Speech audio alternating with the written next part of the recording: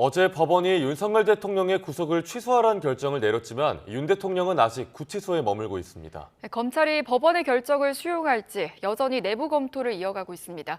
취재기자 연결해 보겠습니다. 나혜인 기자, 검찰이 좀처럼 결론을 내지 못하고 있군요. 네, 법원의 구속 취소 결정에도 윤 대통령이 구치소에서 나오려면 검사의 석방 지휘가 필요합니다.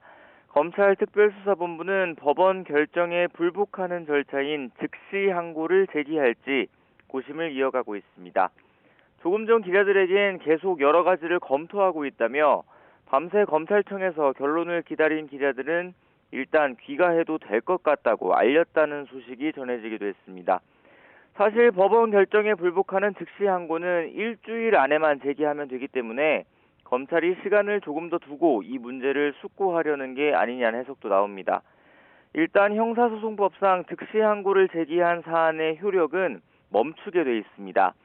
즉 검찰이 즉시 항고를 선택하면 상급 법원이 인용 여부를 다시 판단할 때까지 어제 구속 취소 결정의 효력은 정지되고 윤 대통령은 석방되지 않는다는 겁니다. 다만 앞서 헌법재판소에서는 구속 집행정지 결정에는 즉시 항고를 해도 효력이 멈추지 않는다는 결정이 나온 적이 있습니다.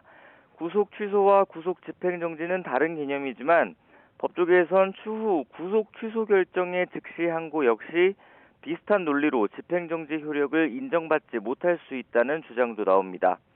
또 이미 법원이 구속 취소를 결정했고 또 항고를 해도 상급법원 판단이 언제 나올지 모르는 상황에서 윤 대통령의 구속을 계속 유지하는 게 부당하다는 지적도 있습니다. 검찰이 쉽게 결론을 내지 못하는 것도 이런 점들을 고심하기 때문인 걸로 보입니다. 윤 대통령 측 반응은 어떻습니까? 검찰을 향해 당장 윤 대통령 석방을 지휘하라고 강하게 요구하고 있습니다. 어제 법원 결정에는 사필 규정이다 또 환영한다는 반응을 보였습니다. 법원은 윤 대통령의 구속 취소 청구를 받아들이며 크게 두 가지 이유를 들었습니다. 먼저 윤 대통령이 이미 구속 기간이 끝난 상태에서 재판에 넘겨졌다고 보는 게 타당하다고 판단했습니다.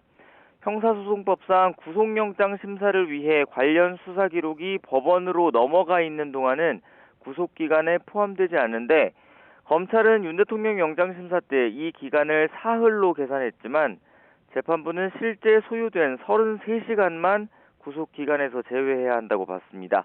검찰이 윤 대통령의 구속기간을 과도하게 계산했던 겁니다. 또 재판부는 윤 대통령 측이 제기한 공수처 수사권 문제 역시 적법성에 관한 의문의 여지를 해소하기 위해 구속 취소를 결정하는 게 바람직하다고 설명했습니다. 지금까지 사회부에서 전해드렸습니다.